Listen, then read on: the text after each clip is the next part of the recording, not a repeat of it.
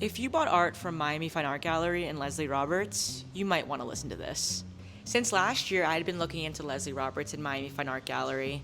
I found tons of public records, from lawsuits to past convictions, one of which is from 2015 for art fraud, another from the 1980s for stockbroker fraud.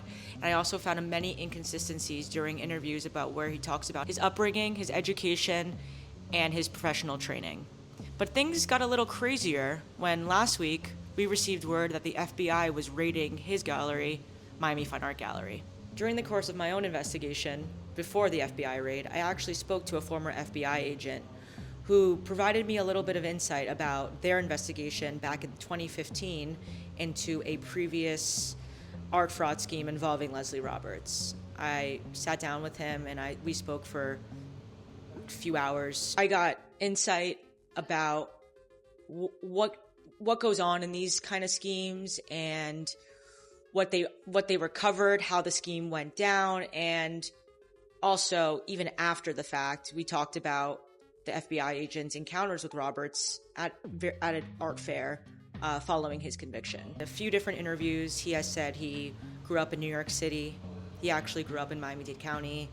He said that he has gone to NYU. I actually reached out to NYU, and they said there was no one by the name of Leslie Howard Roberts at the university. And he also said he trained at Sotheby's.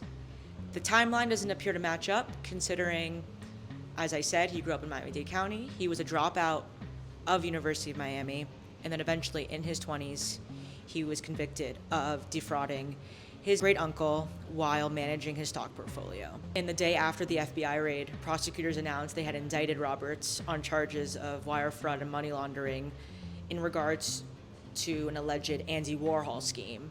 I reached out to Leslie's attorney, who declined to answer a series of questions about his client's checkered past, his inconsistencies about his upbringing, and the recent allegations.